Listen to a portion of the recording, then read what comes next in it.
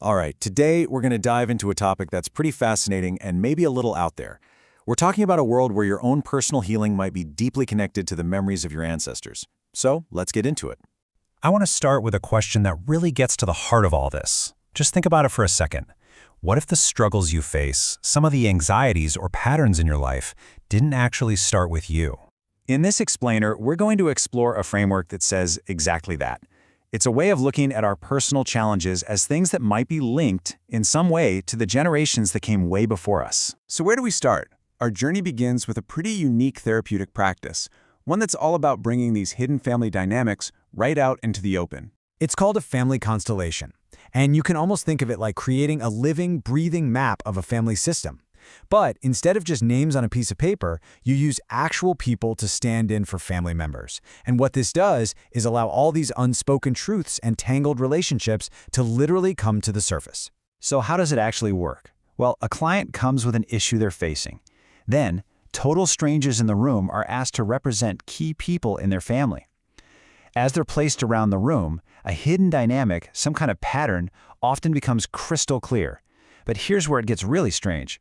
The representatives often start reporting feelings, emotions, even physical sensations that belong to the family members they're playing, people they have never met and know absolutely nothing about. And that, right there, leads us to the central puzzle of this whole thing. How is that possible? How can someone just tap into the experience of a person they've never met, maybe someone who lived generations ago?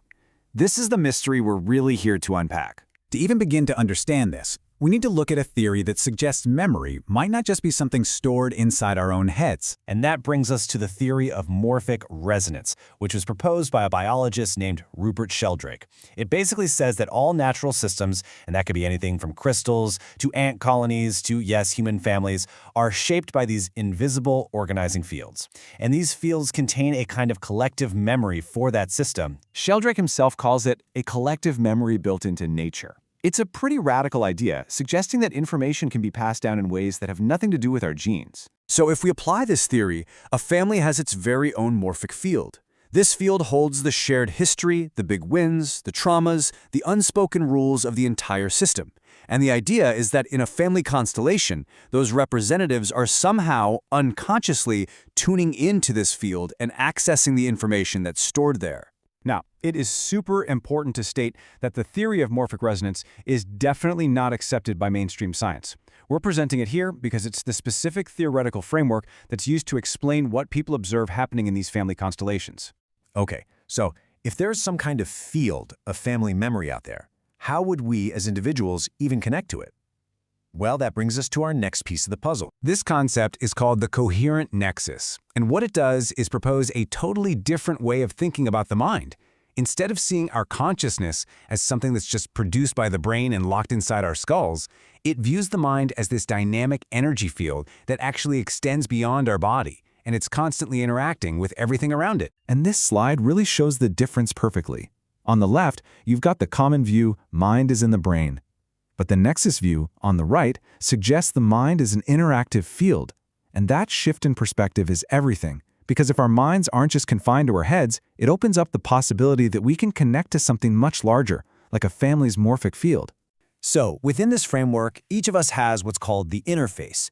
You can think of it like a personal access point, kind of like the modem that connects your individual consciousness, your thoughts, your emotions, to these larger information fields all around us, including your families.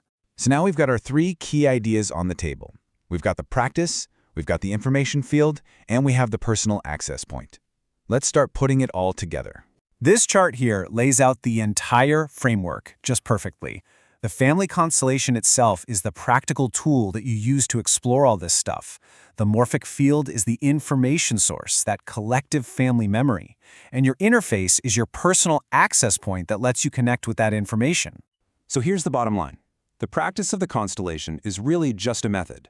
It's a structured way to consciously use your interface to read and understand the patterns that are held within your family's larger information field.